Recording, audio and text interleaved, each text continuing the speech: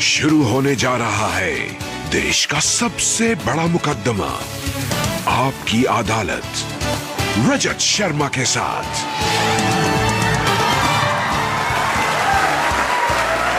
नमस्कार, आपकी अदालत में आपका स्वागत है।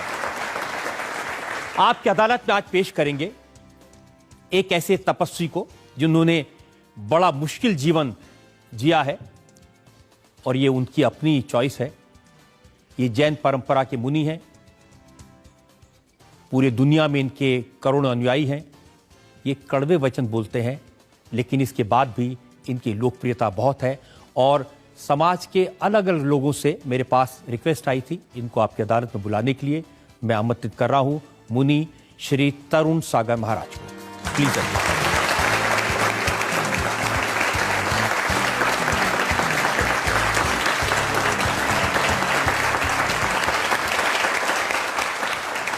और आज के इस विशेष कार्यक्रम के लिए हमने जज के तौर पर आमंत्रित किया है जाने माने शिक्षाविद, एजुकेशनिस्ट जेएस राजपूत को।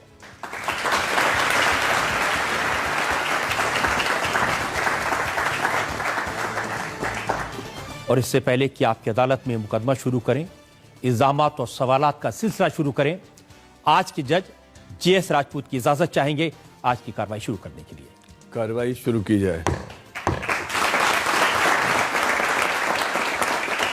और इससे पहले कि मैं पहला इल्जाम लगाऊं, सफाई मांगूं, एक नजर डालेंगे मुनि तरुण सागर के जीवन पर। जैन मुनि तरुण सागर को क्रांतिकारी संत कहा जाता है। मुनि तरुण सागर की विशेषता है कड़वे प्रवचन। इनके प्रवचन सुनने के लिए देश भर में लाखों लोग इकट्ठा होते हैं। मुनि तरुण सागर कड़वी बातें बोलते हैं और इनके कड़वे प्रवचन पुस्तक के रूप में भी लोकप्रिय हुए हैं। मध्य प्रदेश के दमोह जिले के एक गांव में जन्मे मुनि तरुण सागर ने 13 वर्ष की उम्र में अपना घर छोड़ दिया और सन्यासी बन गए। 20 वर्ष की आयु में इन्होंने दिगंबर मुनि दीक्षा ली। मुनि तरुण सागर ने सभी सांसारिक वस्तुओं को त्याग दिया। ये कपड़े नहीं पहनते और हमेशा पैदल यात्रा करते हैं। मुनि तरुण सागर के करोड़ों अनुयायी हैं, लेकिन ये चर्चा में रहते हैं अपने बेबाक विचारों की वजह से। तो आपकी अदालत में आज का एक खास मुकदमा शुरू करते हैं। आपकी अदालत में पहला इल्जाम मुनि तरुण सागर पर। आपकी अदालत में जैन मुनि तरुण सागर पर आरोप है कि इनकी जीवन शैली व्यावहारिक नहीं है। मुनि जी, ये सही है कि आप छोटी सी उम्र में घर छोड़ करके चले गए थे? तो क्या हुआ था कि नंबर नहीं आए थे, मां ने डांटा था या पिताजी ने पिटाई की थी?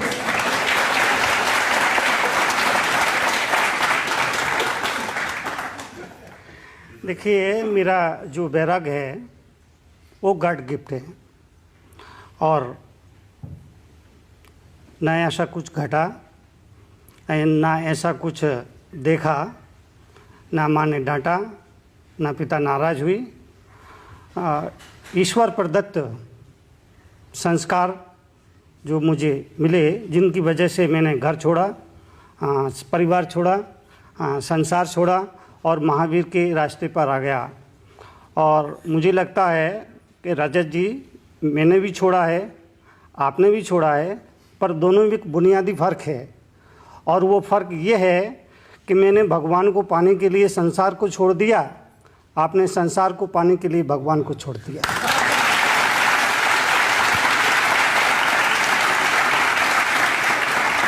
मैंने तो सुना कि आप कहते थे कि मैं भगवान बनना चाहता हूं।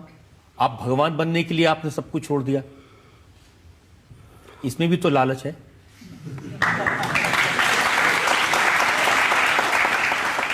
कहा जाता है, दुनिया में कहा जाता है, कुछ पाने के लिए कुछ खोना पड़ता है, लेकिन मेरा अपना मानना है कि कुछ पाने के लिए कुछ खोना नहीं, बल्कि कुछ करना पड़ता है।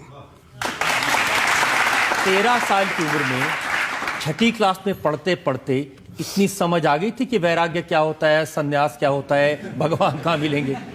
कहते ना कि समझदार के लिए सारा काफ़ी होता है और जो ये ना समझे वो उम्र भर होता है। मुझे ये पता चला कि आप जलेबी खाते खाते सन्यासी बन गए। बचपन में मुझे जलेबी बहुत पसंद थी। 6वीं कक्षा पढ़ रहा था, मैं ज़्यादा पढ़ा लिखा नहीं हूँ। 6वीं कक्षा तक ही अध्ययन किया और 13 साल की उम्र में मैंने घर परिवार छोड़ दिया। तो बचपन में मुझे जलेबी बहुत पसंद थी। स्कूल से वापस घर जा रहा था और एक होटल पड़ती थी, वहाँ पर बैठ कर जलेबी खा रहा था। पास में ही जो मेरे गुरु है आचार्य पुष्पधन सागर जी महाराज, उनका प्रवचन चल रहा था और प्रवचन में वो कह रहे थे कि तुम भी भगवान बन सकती हो। ये शब्द जब मेरे कानों में पड़े तो जलेबी का रस तो जाता रहा और भगवान बनने का रस पैदा हो गया। लेकिन भगवान बनने के लिए खाना छोड़ा, पीना छोड़ा, कपड़े छोड़े, तो अब लगता तो नहीं कहीं गलती हो गई थी, पहले ही ठीक ठाक थे? मुझे अपने निर्णय पर कभी पछतावा नहीं हुआ। एक टिस मेरे मन में ज़रूर रहती थी कि मैंने ज़िंदगी में कभी कोई मुर्दा नहीं फूका। लेकिन एक दिन मुझे लगा जैसे महावीर मुझसे कह रहे हो कि तरुण सागर, तुम्हारा जन्म मुर्दा फूंकने के लिए नहीं हुआ है, बल्कि मुर्दा हो चले समाज में प्राण फूंकने के लिए हुआ है। और मैं उसी दिन से समाज में प्राण फूंकने के लिए निकल पड़ा और आज तक वो काम कर रहा है। नहीं, लेकिन सांसारिक तौर पर अब मैंने सुना कि आप एक ही बार खाना खाते हैं, आप नहाते नहीं हैं, ताई आप ब्रश नहीं करते हैं, दांत साफ नहीं करते हैं, ये कैसा जीवन है? आपने बिल्कुल ठीक सुना कि मैं नग्न रहता हूँ, दिगंबर रहता हूँ। दिगंबर अवस्था जो है वो प्राकृतिक रूप है, यथाजात मुद्रा, जैन शास्त्रों में बताया है। मुनि वो होता है जो समाज की नग्नता को ढकने के लिए अपने तन के वस्त्र तक उतार कर फेंक देता है। लेकिन मुनि जी, वो पुराने ज़माने की बातें, 21वीं सदी के ज़माने में दुनिया कहाँ पहुँच गई और आप बगैर कपड़े के घूम रहे हैं? आप ठीक कह रहे हैं। ये जिज्ञासा बहुत सारे लोगों के दिल और दिमाग में उठती होगी। ठीक है, वो श्रद्धा की वजह से ये सवाल नहीं कर पाते होंगे जो सवाल आप कर रहे हैं। आप ठीक जानना पूछना चाह रहे हैं, लेकिन मेरा अपना कहना है कि पहले दुनिया को ये समझना ज़रूरी है कि दिगंबर मुनि होता क्या है। केवल ये पिछी और ये जलपात्र है, कमंडल, इसको लेने से कोई मुनि नहीं हो जाता है। मुनि के संबंध में मैं 4 पंक्तियाँ कविता के रूप में बोलना चाहूँगा कि दिगंबर साधु किसे कहते हैं, दिगंबर मुनि किसे कहते हैं? जिसके पैरों में जूता नहीं, सिर पर छाता नहीं, बैंक में खाता नहीं, परिवार से नाता नहीं, उसे कहते हैं दिगंबर मुनि।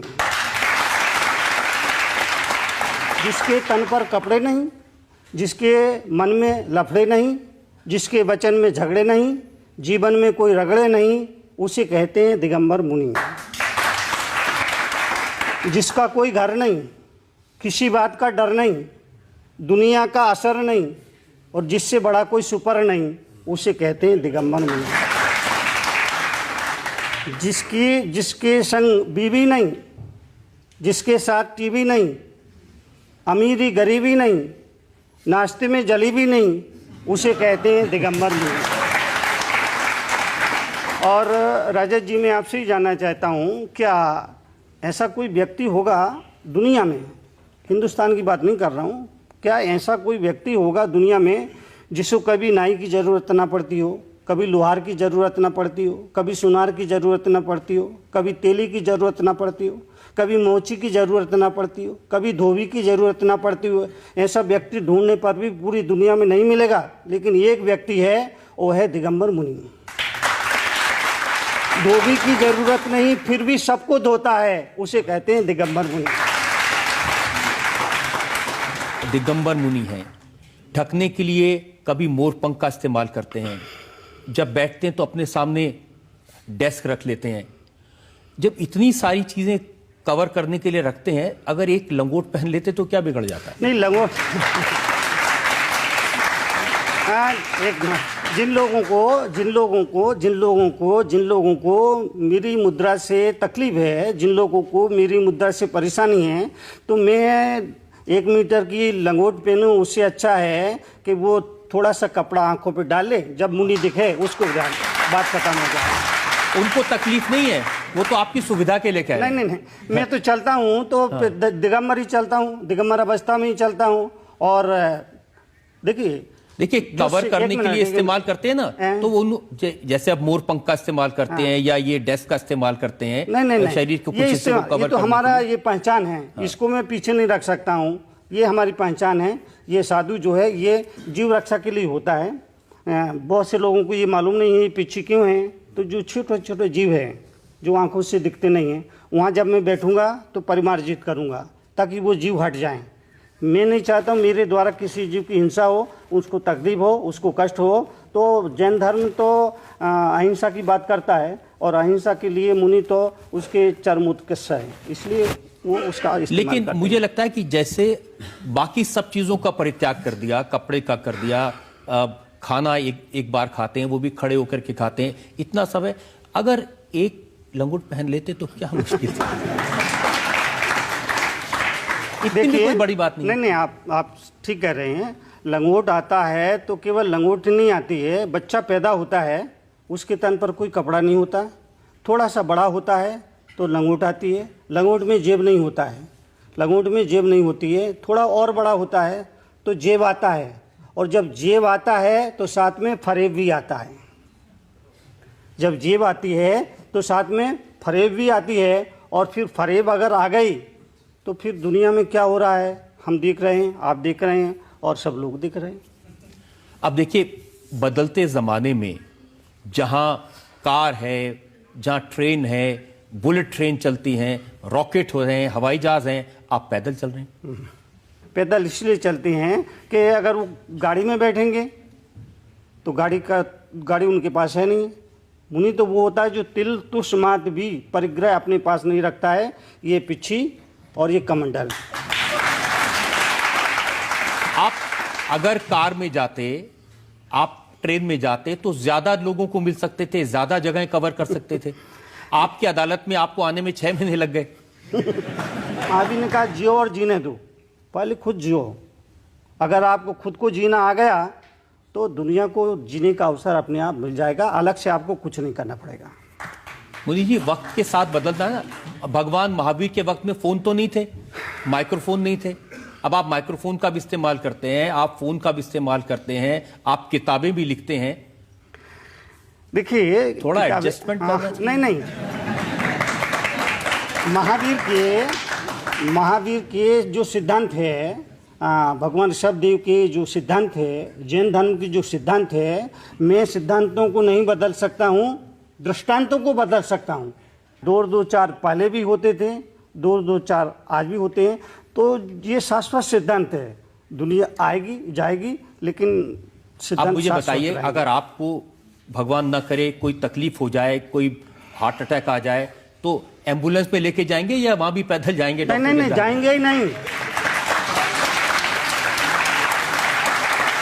अगर ऐसा कुछ होता है तो जैन मुनि अस्पताल में एडमिट नहीं होता है, वो जाता ही नहीं है। कभी दवाई नहीं लेगा, कोई इंजेक्शन नहीं लेगा, फला नहीं लेगा, ढिला नहीं लेगा, वो जाएगा ही नहीं। पैदल एम्बुलेंस की तो सवाल ही नहीं उठता, वो जाएगा ही नहीं। ऐसे भी हमने मुनि देखे हैं जो हवाई जहाज का इस्तेमाल करते हैं, हेलीकॉप्टर का इस्तेमाल करते हैं। वो महावीर का मार्ग नहीं है, वो महावीर का मार्ग नहीं है, वो अपवाद मार्ग है। महावीर का मार्ग जो असली है, महावीर वो राजकुमार थे, महावीर राजकुमार थे, राजपुत्र थे, लेकिन एक समय उनको बैराग आया और उन्होंने सब कुछ छोड़ दिया। एक बात याद रखना चाहिए, महावीर ने कहा कुछ पाना है कुछ छोड़ो, कुछ पाना है कुछ छोड़ो, बहुत कुछ पाना है बहुत कुछ छोड़ो, पर सब कुछ पाना है तो सब कुछ छोड़ो।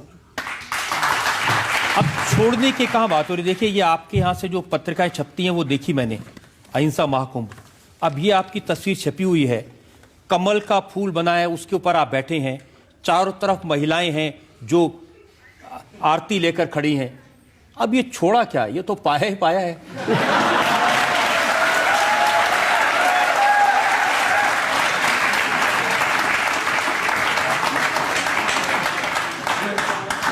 मंजिल मिले ना मिले, मंजिल मिले ना मिले, ये मुकद्दर की बात है। हम कोशिश ही न करें, ये तो गलत बात है। तो पाया ही पाया, आप कह रहे हैं कि पाया ही पाया है, लेकिन ये जो व्यवस्था आपने मुझे बताई, ये व्यवस्था समाज करता है, वो व्यवस्था देखता। यहाँ पर मैं बैठा, ये आसन लाया गया, ये चौकी लाई गई, तो ये समाज का काम है, वो आदर देता है, सम्मान देता है, ये समाज की ड्यूटी है। मुझे तो नीचे बैठने की ज़रूरत पड़े तो नीचे भी बैठ जाऊंगा, ऊपर बैठने की ज़रूरत होगी ऊपर बैठ, ऊपर सिंहासन पर सिर्फ इसलिए बैठना पड़ता है कि वो मजबूरी है।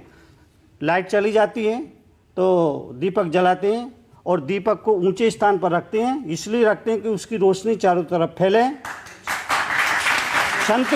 संत भी गुरु भी मुनि भी जलते हुए दीपक है, उनको ऊंचे आसन पर इसलिए बिठाते हैं कि उस समाज पे रोशनी फैले, पूरे समाज पे उनका प्रकाश की किरण फैले। फिर दूसरी बात, एक बात और मैं बोलना चाहूँगा कि कई बार लोग कहते हैं कि मुनि जी, एक तरफ तो आप कहते हैं कि सभी आत्माएं बराबर है, कोई छोटा नहीं कोई बड़ा नहीं, लेकिन आप ऊंचा बैठते हैं, हमें ज़मीन पर बिठाते हैं, इसका मतलब आप अपने आप को बड़ा समझते हैं। तो महावीर बहुत प्यारी बात करते हैं, उन्होंने कहा, वही शब्द मैं दोहरा रहा हूँ कि मैं ऊंचा बैठ कर के भी बड़ा हो गया ऐसा नहीं हूँ, मैं ऊंचा बैठ कर के बड़ा हो गया ऐसा नहीं, आप नीचे बैठ कर के छोटे हो गए ऐसा नहीं, आप नीचे बैठ कर के भी बड़े हैं, मैं ऊपर चौकी पर बैठ कर के भी छोटा हूँ। वो इसीलिए कि मैं चौकी पर बैठा हूँ तो चौकीदार हुआ, आप ज़मीन पर बैठे हैं जमींदार हुए।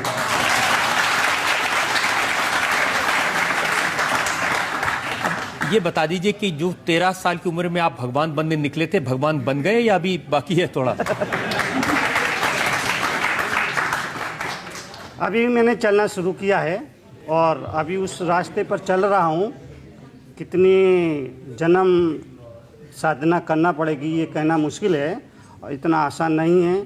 ठीक है, लोग मुझे बहुत ही श्रद्धा से देखते हैं, बहुत ही भावना से देखते हैं, वो उनकी अपनी श्रद्धा है, लेकिन अभी तो मैं चलना शुरू किया है, अभी बहुत कुछ चलना है। आपका ये सफर है, इसको लेकर और बहुत सारे इल्जामात मेरे पास में हैं। हम एक ब्रेक लुकेंगे और ब्रेक के बाद मुनि तरुण सागर पर इल्जामात और सवाल आपका एक और था। मुनि जी, भगवान महावीर का तो सिद्धांत अहिंसा का है, इनके हाथ में तो SLR हैं, अगर गोली चल गई तो 50-60 और वैसे मर जाएंगे।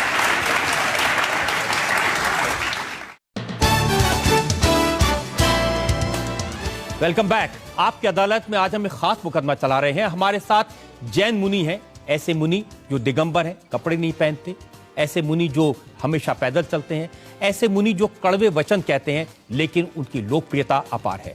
आपकी अदालत में अगला इल्जाम मुनि तरुण सागर पर। आपकी अदालत में जैन मुनि तरुण सागर पर आरोप है कि इनके दोहरे मापदंड हैं। मुनि जी, आप कह रहे हैं कि आपको किसी चीज से मोह नहीं है, न बैंक खाता है, न जेब में कुछ पैसे हैं। अरे जेब ही नहीं तो पैसे कहाँ से होंगे भैया?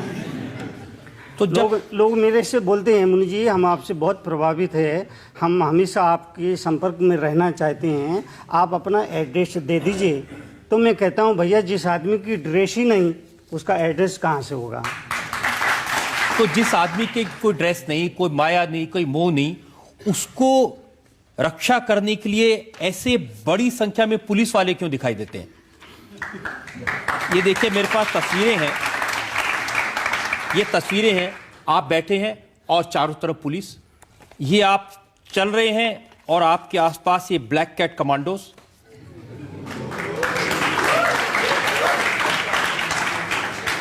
देखिए, मैं जहाँ भी जाता हूँ, जिस स्टेट में जाता हूँ, जिस राज्य में जाता हूँ, वहाँ की सरकार मुझे राज्य की अतिथि के रूप में स्वीकार करती है, और जब वो राजकीय अतिथि का दर्जा देती है तो उस सरकार का ये कर्तव्य बन जाता है, ड्यूटी बन जाती है, वो सुरक्षा मुहैया कराती है।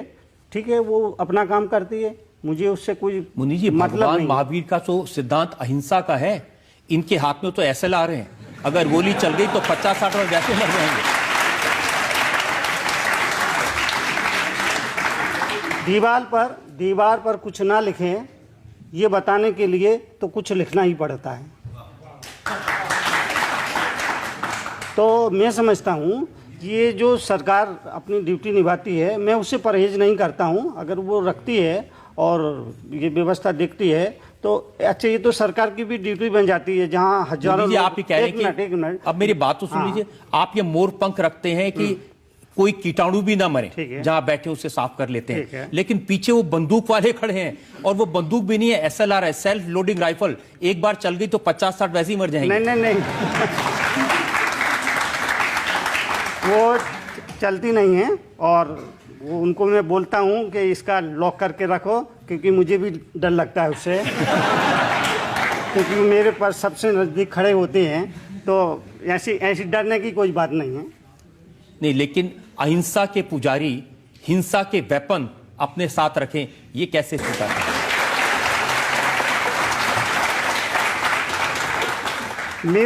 मेरा उसमें कोई वो नहीं रहता है। ठीक है, वो व्यवस्था है, वो व्यवस्था करते हैं, तो मैं उसको नकारता भी नहीं हूं और मनाही भी नहीं करता हूं। देखिए, आप पाकिस्तान के बारे में बयान देते हैं, आप पाकिस्तान को शैतान कहते हैं और कहते हैं कि पाकिस्तान को उसकी भाषा में जवाब देना चाहिए। अब पाकिस्तान को उसकी भाषा में जवाब देंगे तो गोली चलाएंगे, टैंक ले जाएंगे, हिंसा नहीं होगी? ये सवाल आपका बड़ा मार्मिक सवाल है। जब मेरे से मीडिया के लोग आकर पूछते हैं, चूँकि वर्षों से ये चल रहा है हिंदुस्तान पाकिस्तान, अगर पाकिस्तान जैसा मुल्क नहीं होता तो हिंदुस्तान आज पता नहीं कहाँ होता, वो कितनी तरक्की कर रहा होता। इसलिए कहा कि उसको समझाइए, वो प्रेम की भाषा है, या जिस तरह से पिछले 60 साल से समझा रहे हैं, तो कहाँ समझ में कहाँ आया उसको। लेकिन अगर जैन मुनि भी प्रेम की भाषा छोड़ के बंदूक की भाषा करेंगे तो अहिंसा की बात कौन करेगा? नहीं, बात नहीं कर रहा। तो मीडिया ने मेरे से सवाल किया तो मैंने कहा भाई इसका तो ये है कि वो उसको उस भाषा में समझाइए। कहते ना, कुत्ते की पूंछ 12 साल तक पोंगरी में डालो, निकालो तो टेढ़ी की टेढ़ी। तो ये पाकिस्तान कुत्ते की पूंछ है, वो सीधी होने वाली नहीं है।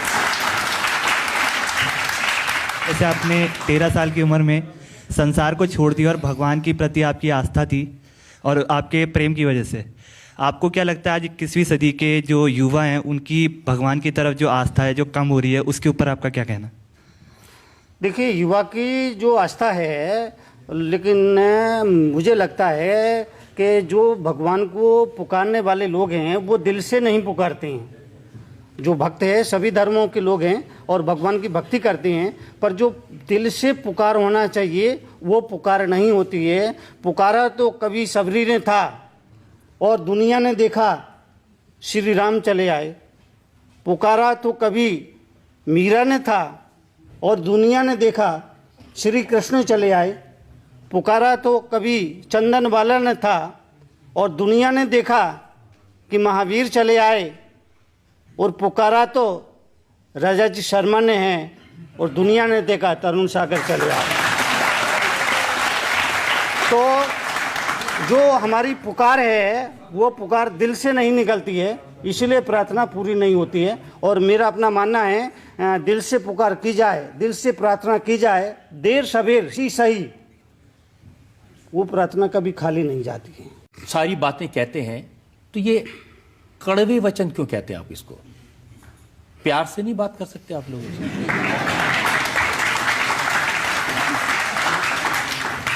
राजा जी शुरू के 10 साल में बहुत प्यार से बोला, बहुत मीठा बोला, बहुत मीठा बोला, बहुत मीठा बोला, बहुत मीठा बोला, बहुत मीठा बोला, बहुत मीठा बोला। लेकिन उस मीठे बोलने का दुष्परिणाम ये हुआ कि मैं बोलता था, लोग सोते थे। मैं बोलता था, लोग सोते थे, उन्हें लगता था मुनि जी लोरी गा रहे हैं। एक दिन मुझे लगा जैसे महावीर मुझसे कह रहा है कि तरुण सागर ये अंधे और बहरे लोग हैं। और उस समय मुझे सुनने के लिए ये हजारों लोग नहीं आते थे, बामुश्किल से 25-50 लोग आते थे। और 25-50 भी जिनको बेटा दुकान पर नहीं चढ़ने देता था और बहू घर में टिकने देती थी, वो आ जाते थे। तो मुझे लगा महावीर ने कहा, मुनि तरुण सागर ये अंधे और बहरे लोग हैं, ये ना आपको कुछ सुन पा रहे हैं, कुछ समझ पा रहे हैं, इसमें टाइम बर्बाद मत करो। अगले ही दिन में एक ऐसा वक्ता भी दिया हिंदुस्तान का आधा जैन समाज मेरे खिलाफ था और मुझ पर इस बात का दबाव था मैं अपना वक्तव्य वापस लूँ, लेकिन मैंने कहा ये वक्तव्य वापस लेने का सवाल नहीं उठता है, ये मेरे जीवन की सोची समझी रणनीति है, मुझे सारे जीवन इसी मिशन पर काम करना है, कोई चले ना चले मैं इस मिशन पर चलता रहूँगा। पर वो पंक्ति आपको याद होगी ना कि जिनमें अकेले चलने के हौसले होते हैं एक दिन उनके साथ काफिले होते हैं। यदि आप बाप बेटी की बात करें, आपने तो शादी नहीं की, आपका तो परिवार नहीं है, आप लोगों को बताते हैं पति पत्नी के रिश्ते कैसे अच्छे होने चाहिए।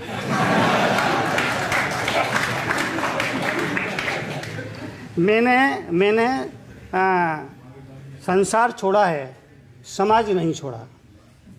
मैंने संसार छोड़ा है, समाज नहीं छोड़ा।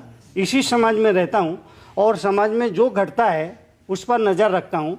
इसलिए पति पत्नी के संबंध या जिस पर मैं टिप्पणी करता हूँ वो टिप्पणी ऐसी करता हूँ कि लोग उसको उनकी बात उनको स्वीकृति देना पड़ती है, स्वीकृति में सिर हिलाना पड़ता है। बतौर उदाहरण पत्नी की परिभाषा मैं अपने हिसाब से बताता हूँ। पत्नी की परिभाषा पत्नी पत्नी पत्नी पत्नी पत्नी जो पति से रहे तनी तनी खत्म कर दे उसकी मनी, वही ये पत्नी है। हर मुझे कोई काम तो है नहीं, मुझे कोई झाड़ू लगाना हो, पोंछा लगाना हो, बर्तन मांजना हो, ऐसा मेरे पास कुछ काम तो है नहीं। मैं बैठा रहता हूँ, चिंतन करता हूँ, विचार करता हूँ और नई नई परिभाषा अपने हिसाब से। कैसे पता चलता है सास बहू में क्या चलता है, आपको कैसे पता चलता है? नहीं, देखिए मेरा कोई घर नहीं है लेकिन मुझे घर घर की कहानी याद है। मेरा कोई घर नहीं है लेकिन मुझे घर घर की कहानी याद है और इसीलिए उस पर टिप्पणी करता हूँ, विवेचना करता हूँ और लोग मेरी बात को लाइक करते, पसंद करते हैं। वो मुझे सिर्फ सुनते ही नहीं हैं बल्कि चुनते भी हैं। आपको ऐसा नहीं लगता कि जैसे आप अंधों के शहर में आईने बेच रहे हैं?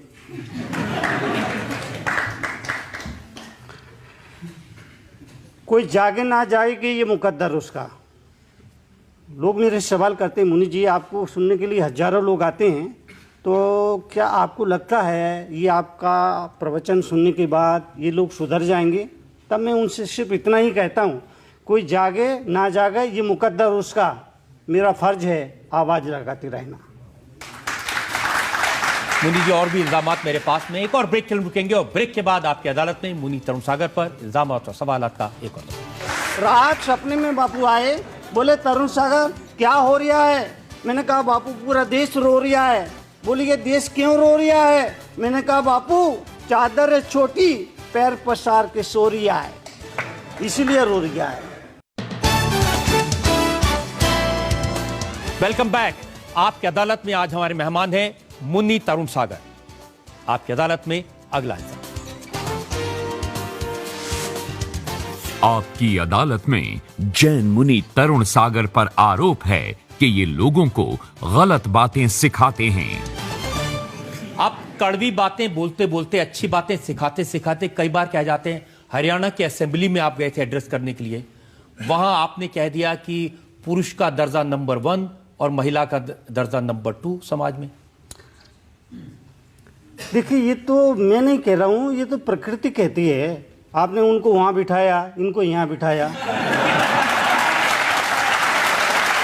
और आपने उस तरफ नहीं देखा, उनको वहां बिठाया। ये तो जिसका समाज में स्थान है।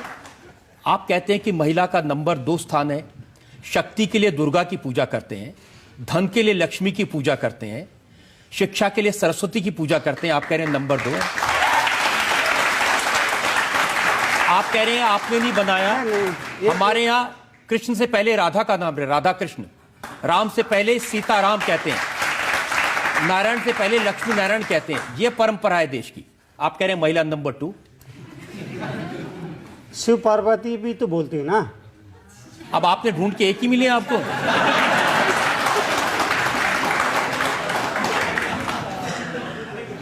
ये जो बात है, देखिए इसमें मतभेद हो सकता है। मैं नारी शक्ति को कमजोर समझ रहा हूँ, ऐसा नहीं है। नारी हर हाल में भारी। नारी नारी नारी नारी हर हाल में भारी, पुरुष सदा उसका आभारी।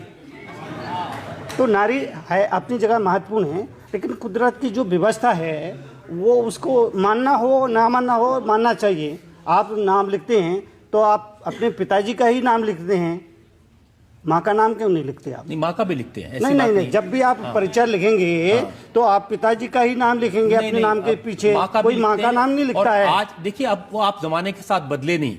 आपने टीवी पर एड्स नहीं देखे हैं, बड़े बड़े जो क्रिकेटर्स हैं वो कह रहे हैं अपनी माँ का नाम पहले ले रहे हैं। ये बदला है जमाना। और आपने हरियाणा असेंबली में क्या कहा? पति के अनुशासन को माने, ये हर पत्नी का धर्म होता है। पति का भी कुछ धर्म होता है कि नहीं? धर्मपत्नी कहा जाता है, धर्मपति तो नहीं कहते आप। कहना चाहिए। नहीं, कहना चाहिए, कहते क्यों नहीं? धर्मपत्नी कहते हैं तो धर्मपति भी होना चाहिए ना। बिल्कुल होना तो चाहिए। क्यों नहीं होता है वो? आपकी वजह से नहीं।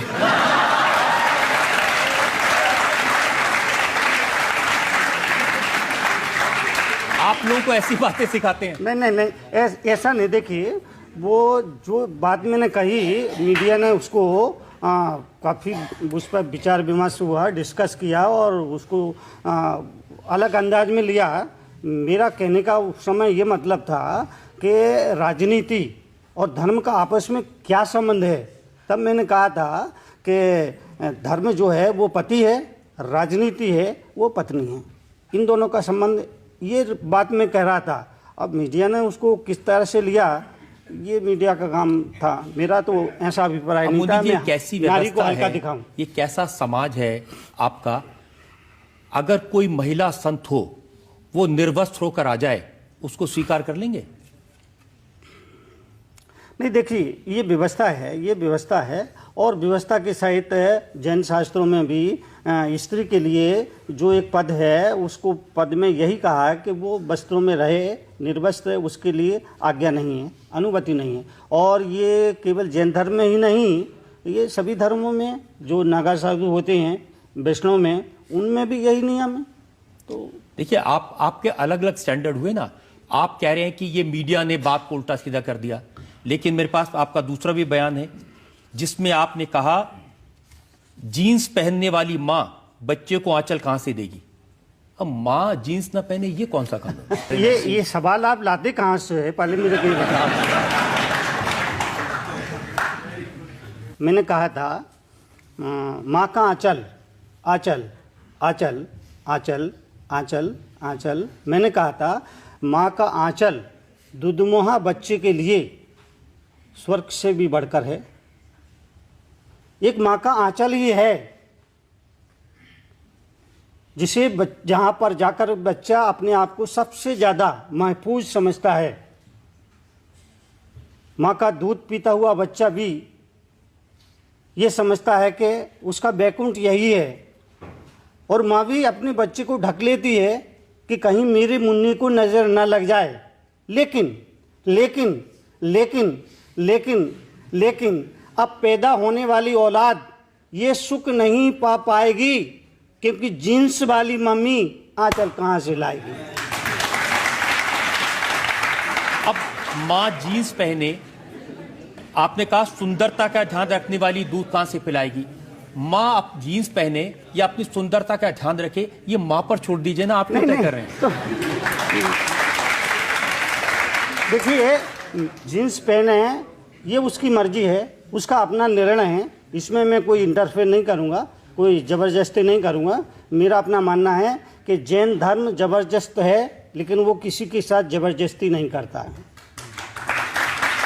तो मैं भी ज़बरदस्ती क्या पहनना क्या नहीं पहनना, ये निर्णय उसको करना है, इसमें मेरा कोई इंटरफेयर नहीं। आप जैसी बातें कहते हैं, अब लोग क्या सोचेंगे? आपके सामने जो ऑडियंस बैठी होती है, आप उसको गधा क्या देते हैं? तो मैं गधा नहीं कहता हूँ, मैं तो एग्जाम्पल देता हूँ। मैं एग्जाम्पल दिया, मैंने एग्जाम्पल दिया कि मैं जिस कमरे में रुका, उस कमरे में छिपकली छत पर चिपकी। तो मैंने उस छिपकली से पूछा कि भाई तुम लोग छत पे लटकी रहती है हमेशा, फर्श पे कभी दिखाई नहीं देती, इसकी वजह क्या है? तो छिपकली ने मेरे से कहा कि मुनि जी, आपको पता होना चाहिए इस छत को हमने संभाल रखा है। अगर हम यहाँ से हट गए तो ये छत नीचे गिर जाएगी।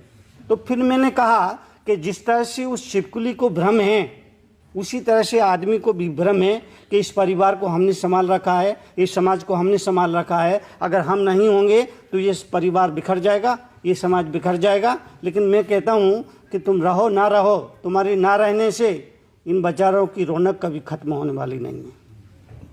तो अब इसमें लेकिन तो आप क्या ऐसे तकलीफ है? कभी गधे का, छिपकली का, कुत्ते का बहुत उदाहरण देते हैं, उसके पीछे पड़े हैं। कुत्ता तो देखिए, कुत्ता कल्चर बहुत तेजी से बढ़ रहा है। कुत्ता कल्चर बहुत तेजी से बढ़ रहा है। कुत्ता कल्चर बहुत तेजी से, खास करके शहरों में कुत्ता कल्चर इतना बढ़ गया, इतना बढ़ गया, इतना बढ़ गया। आए दिनों टेलीविजन पर देखते हैं बड़ी बड़ी हीरोइनें कुत्ते को लेकर गोद में बिठाकर उसका मुख चूमती हैं।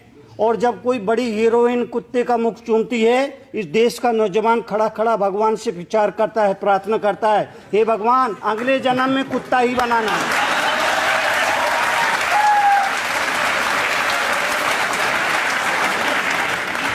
तो मैं बात करता हूँ, कुत्ते की बात करता हूँ, कुत्ता कल्चर की बात करता हूँ।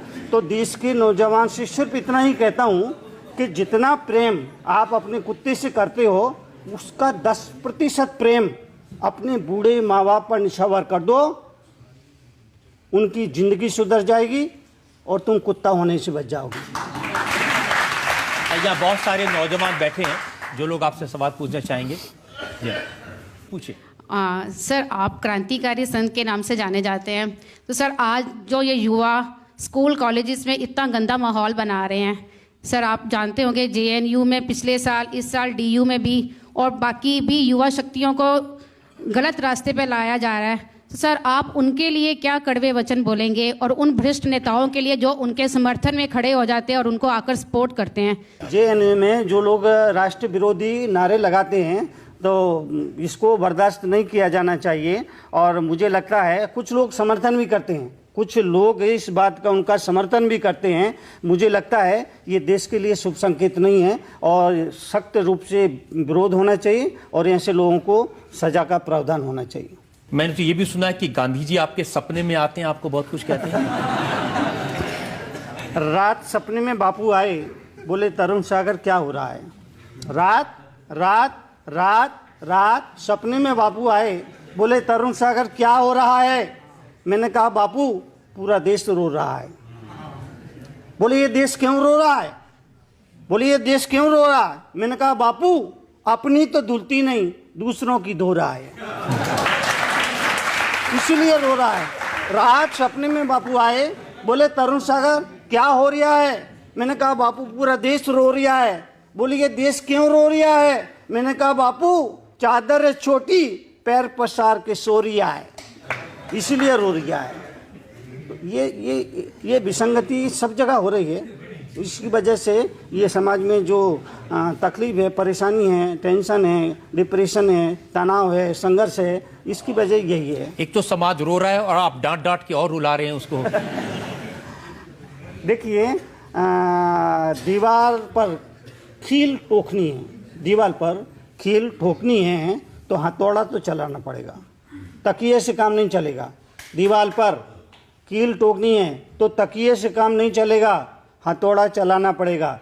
मैं हथौड़ा चलाता हूँ। मेरे प्रवचन थपकी का काम नहीं, थप्पड़ का काम करते हैं। सर आपने बोला कि वुमेन को सेकंड पे होना चाहिए और मेन को फर्स्ट पे। तो जो इंडिया को रिप्रेजेंट करके PV सिंधु आए, तो आप कह रहे हो कि उनको सेकंड पोजीशन पे ही रखना चाहिए। उनके लिए जो गवर्नमेंट कर रहा है वो गलत है। बात तो उनकी ठीक है, ओलंपिक में तो सिर्फ लड़कियां ही जीत के आई थी। हाँ तो मैंने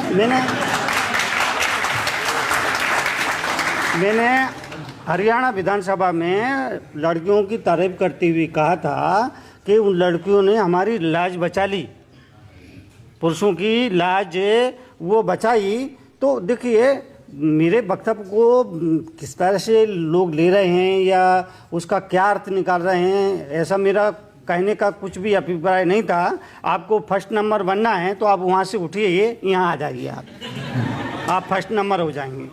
मुझे कोई तकलीफ नहीं है, इससे मुझे कोई तकलीफ नहीं है। आप कहते हैं ना परंपरा में महिला नंबर 2 पर है। आप क्या चाहते हैं?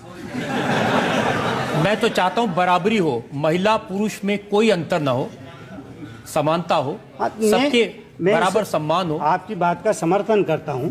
और हमारे कहा गया ना, यत्र नारी पूजनते तत्र बसते देवता। देवता वहां निवास रहते हैं जहां नारी की पूजा होती है। हाँ ठीक है, तो फर्स्ट हो गई फिर जी, नारी फर्स्ट हो गई और पुरुष सेकंड हो गया। हाँ बिल्कुल कर दीजिए, कोई बात नहीं। तो आप कर दो वो सही, मैंने कुछ कर दिया वो गलत। ये तो गलत बात है भाई, ये गलत बात है। आपके प्रवचन को लेकर बहुत सारे सवाल मेरे पास में हैं। हम एक और ब्रेक के रुकेंगे और ब्रेक के बाद आपकी अदालत में मुनि तरुण सागर पर इल्जाम और सवाल का एक और सवाल। राहुल गांधी कहते हैं कि नोटबंदी से गरीबों का नुकसान हुआ। आप कहते हैं कि नोटबंदी बड़ा क्रांतिकारी कदम है। इस देश का मुनि ऋषि हमेशा से कहता आया है कि नोट महज रंग बिरंगे टुकड़े हैं, पर किसी को समझ में नहीं आई। और 8 नवंबर को रात्रि 8 बजे मोदी जी ने एक झटके में समझा दिया कि ये कागज के टुकड़े हैं। तो राहुल जी को समझ में नहीं आया। हाँ,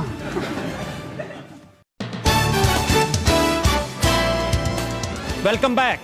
आपकी अदालत में आज हम मुकदमा चला रहे हैं एक ऐसे साधु पर जिन्होंने कष्ट का जीवन चुना है, जो निर्वस्त्र रहते हैं, पैदल चलते हैं, तरह तरह के तकलीफें सहकर समाज का काम करते हैं, कड़वे वचन बोलते हैं। आपकी अदालत में अगला इल्जाम मुनि तरुण सागर। आपकी अदालत में जैन मुनि तरुण सागर पर आरोप है कि ये धर्म की आड़ में राजनीति करते हैं। अब देखिए, आप साधु हैं, संत हैं, दुनिया से कोई मोह नहीं है, लेकिन हर वक्त आप नेताओं को कभी चोर कहते हैं, किसी को लुटेरा कहते हैं।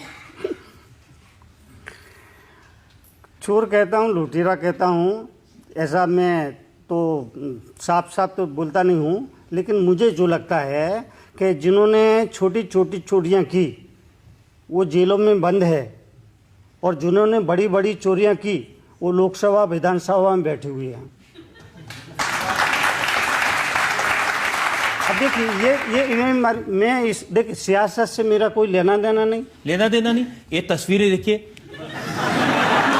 हाँ बोलिए। ये चीफ मिनिस्टर, कितनी तस्वीरें हैं। ये मध्य प्रदेश के मुख्यमंत्री के साथ, ये रमन सिंह के साथ, ये हरियाणा के मुख्यमंत्री के साथ, हर चीफ मिनिस्टर के साथ, मोदी जी के साथ भी आपकी फोटो है। जो मुझे बुलाएगा मैं तो वहीं जाता हूँ, बगैर बुलाए कहीं जाता नहीं हूँ।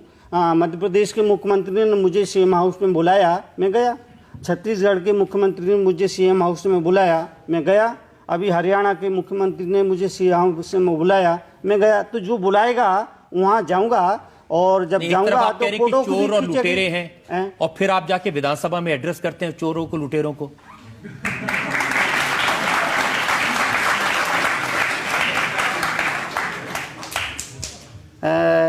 हर तीसरा भारतीय नागरिक भ्रष्ट है।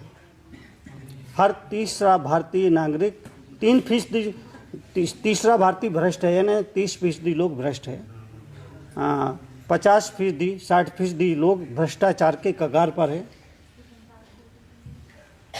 सिर्फ 10% लोग हैं जिन्हें आप पूरी तरफ से ईमानदार कह सकते हैं। तो सभी चोर नहीं हैं, सभी उचक्के नहीं हैं। तो मैं समझता हूँ, मैं चोरों के घर नहीं गया, प्रदेश के मुख्यमंत्री के घर गया, चोरों के घर नहीं गया। नहीं, विधानसभा में आप कह रहे हैं कि वहां पर तो हजारों लोग हैं, लुटेरे बैठे हैं, और उनको एड्रेस करने के लिए आप गए। मध्य प्रदेश की विधानसभा को आपने एड्रेस किया, हरियाणा की विधानसभा को एड्रेस किया। तो एड्रेस करना चाहिए। एड्रेस, उपदेश की जरूरत तो उनको ही है ना। मंदिरों की जरूरत तो पापियों को है, पुण्यात्मा को मंदिरों की जरूरत नहीं है। जो पापी हैं उनको भगवान को पूजा में पहले आगे आना चाहिए, तो उनको उपदेश की जरूरत है। ये दिल्ली विधानसभा वालों को जरूरत नहीं, उन्होंने आपका कैंसिल कर दिया। दिल्ली विधानसभा में मुझे निमंत्रण मिला, केजरीवाल साहब मुख्यमंत्री जी और विधानसभा स्पीकर रामनिवास जी गोयल दोनों आए, निवेदन किया, मैंने स्वीकृति भी दी। प्रोग्राम भी बन गया था और मुझे जाना तय भी हो गया था, लेकिन किसी वजह से वो रद्द किया गया, वजह मुझे मालूम नहीं है, लेकिन उनने भी बुलाया था। जो भी मुझे बुलाएगा वहाँ मैं जाऊँगा। अगर लोकसभा में मुझे बुलाएंगे वहाँ भी जाऊँगा। मीडिया के लोग मुझसे पूछते हैं, मुनीष जी आपकी खुशनसीबी क्या है? तब मैं कहता हूँ मेरी खुशनसीबी यही है कि मैं इतना कड़वा बोलता हूँ, फिर भी लोग मेरी बातों को बहुत प्यार से सुनते हैं, यही मेरी खुशनसीबी है। लेकिन कोई आपके बारे में कड़वा बोल दे तो आपको अच्छा नहीं लगता? नहीं, विशाल डडलानी ने कुछ कह दिया था तो बेचारों को कान पकड़वा नहीं। एक मिनट, हाँ, तो मेरी तरफ से क्या प्रतिक्रिया रही वो आपको मालूम है, मीडिया के आदमी हैं, आपको सब खबर है। मैंने हमेशा यही कहा कि भाई इस बात से मुझे कोई लेना देना नहीं है। ठीक है, उन्होंने टिप्पणी की है तो विचारों की अभिव्यक्ति का संविधान छूट देता है। मेरा एक ही वक्तव्य शुरू से आखिरी तक, मीडिया के जितने लोग आए मैंने एक ही वक्तव्य दिया। ठीक है, समाज के लोग हैं, उन्होंने इसका विरोध किया, विरोध करना भी चाहिए, वो अपनी जगह सही थे, मैं अपनी जगह सही था, और आप कहाँ थे मुझे मालूम नहीं। मैं तो देख रहा था कि वो आपके सामने आके कान पकड़ के उठक बैठक लगा रहे हैं, तब आपने माफ किया। समाज की मांग थी, जैन समाज की मांग थी कि जब तक वो पंचमाफी नहीं करेंगे तो हम उनको माफ़ नहीं करेंगे। और विशाल डडलानी बड़े अच्छे सज्जन आदमी हैं, उन्होंने देखा देखी टिप्पणी कर दी। उन्हें अंदाज नहीं लगाया था कि वो जो कह रहे हैं उसका क्या परिणाम होगा, लेकिन फिर भी उनको गलती का एहसास हमने तो ये पढ़ा है, क्षमा बड़न को चाहिए छोटन को उत्पात। तो मैंने तो क्षमा ही किया बाबा, मैंने कब उनको विरोध किया या नाराज हुआ? मैं तो अगर वो माफी नहीं मांगते तो जेल भिजवा देते आप उनको। नहीं, बिल्कुल गलत बात है। मैं जेल भिजवाने जैसे क्या कर सकता हूँ? अगर जेल भिजवाने में लगता तो आपकी अदालत में आने की बजाय मुझे उसी अदालत में जाना पड़ता। जनता से पूछते हैं जो लोग सवाल पूछना चाहते हैं। मेरा आपसे ये सवाल है कि अगर आपको कभी किसी पॉलिटिकल पार्टी को ज्वाइन करने का इनविटेशन आए तो आपके उसके प्रति क्या विचार रहेंगे?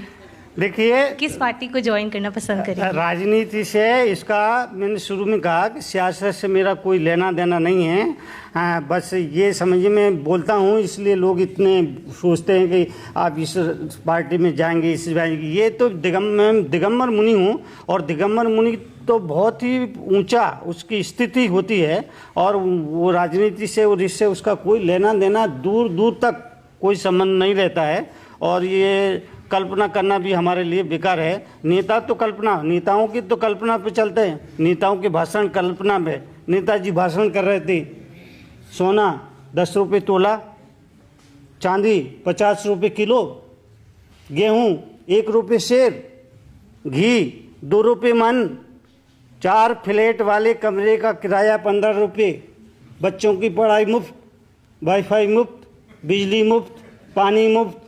जनता में से एक आदमी उठा और हुजूर ये व्यवस्था आपने कहाँ से दिलाई है? नेताजी बोले कल्पना करने में क्या बुराई है।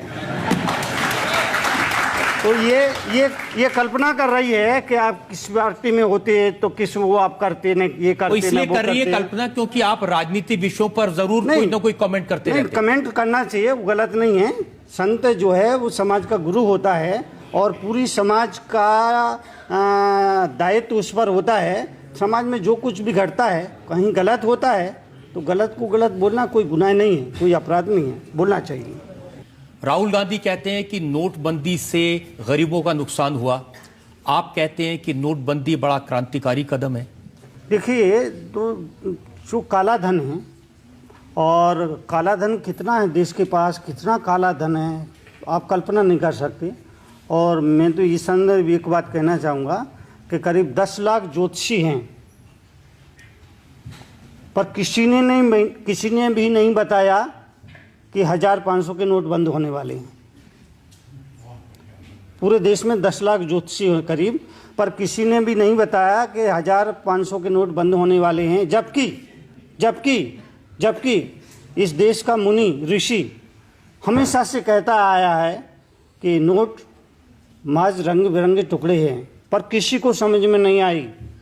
और 8 नवंबर को रात्रि 8 बजे मोदी जी ने एक झटके में समझा दिया कि ये कागज के टुकड़े हैं।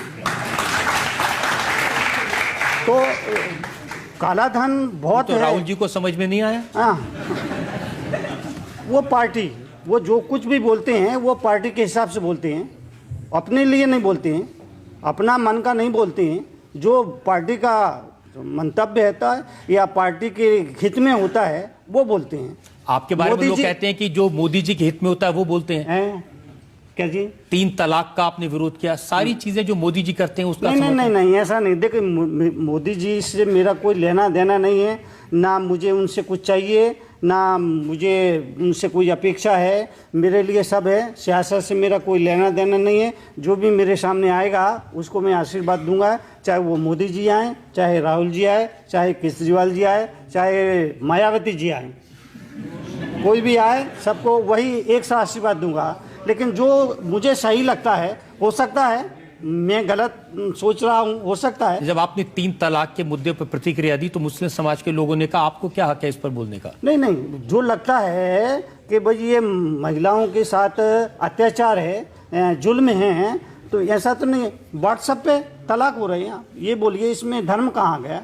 व्हाट्सएप पे अभी कल ही मैं अखबार में पढ़ रहा था, विदेश में कोई सज्जन हैं, वो वहाँ पर नौकरी करते हैं, व्हाट्सएप पे उन्होंने अपनी पत्नी को तलाक दे दिया। तो अब ये कोई बात हुई है क्या? ये उनकी परंपरा है? नहीं, परंपरा कैसी परंपरा है?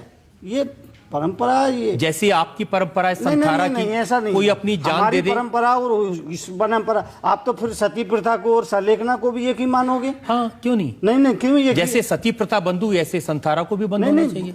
दोनों में फर्क समझना जरूरी है ना भाई। सती प्रथा और संथारा में फर्क है कि सती प्रथा वो राग है, उसके साथ अगले जन्म में मैं इनके साथ ही रहूंगी, जहाँ ये गए, जो इनकी गति हुई मेरी भी वही गति हो, ये राग से वहाँ पर साथ जाया जा रहा। और संथारा जो है वो विराग का रास्ता है।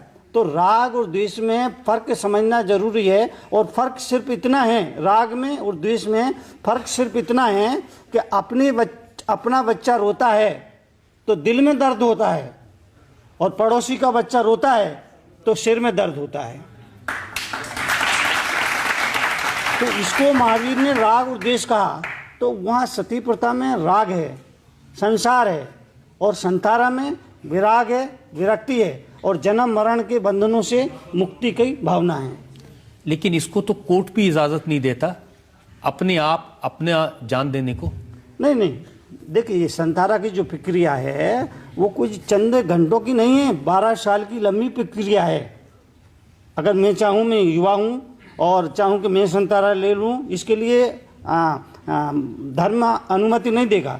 जब आदमी एक उम्र पे पहुंच गया और उसे लगता है मृत्यु निकट है, आंखों से दिखता नहीं, कानों से सुनता नहीं, हाथ पांव चलती नहीं, व्रत नियम पलती नहीं, रोटी भी चपती नहीं, खिचड़ी भी पचती नहीं, लोगों ने घेरा है, मरने की बेरा है, मोह भी घनेरा है, फिर भी कर रहा मेरा तेरा है। अपना कुछ ख्याल नहीं, दुनिया की चिंता, परिवार नाम जपता, अरहंत नाम भूला, परिवार नाम जपता, तृष्णा है बढ़ रही, बुद्धि है घट रही, अश्रु धार पड़ रही, मुख से लार बह रही, पड़ा मर रहा पर हाय हाय कर रहा, पड़ा मर रहा पर हाय हाय कर रहा। पत्नी है टोसती, बहुएं हैं कोसती, लड़के हैं पीटते, नाती घसीटते, दिन भर है जागता, रात भर है कांचता, दांत सभी टूट गए, खाने से ककड़ी, अंग अंग शिथिल भये, कमर गई अकड़ी, यमराज के आदेश से यमदूत ने चोटी पकड़ी, जाल खुद ही बना रहे जैसे बनाती मकड़ी, खेल कूद भूल गए छकड़ी, 3 चीज याद रही, नौन तेल लकड़ी। ऐसे मरने से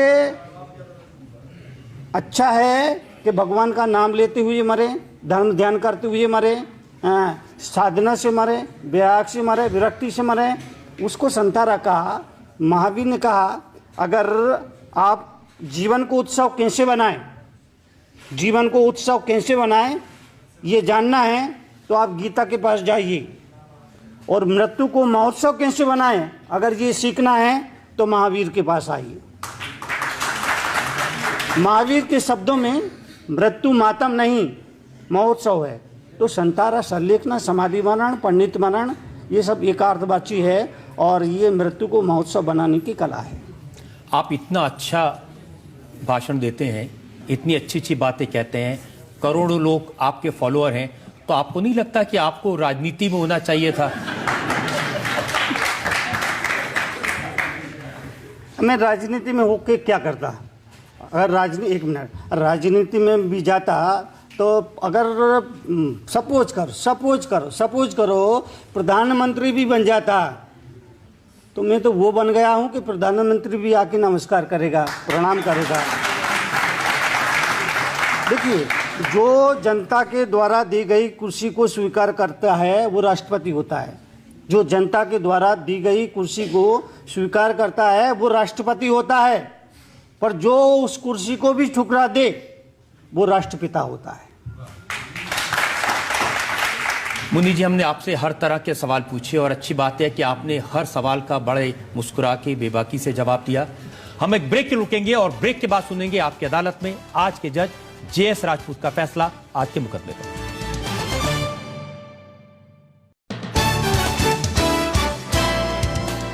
आपकी अदालत में आज हमने मुकदमा चलाया मुन्नी तरुण सागर पर। उनसे पूछा उनके बयानों के बारे में, उनके कड़वे प्रवचन के बारे में, उनकी दिनचर्या के बारे में, उनके रहन सहन के बारे में, उनकी जीवन शैली के बारे में।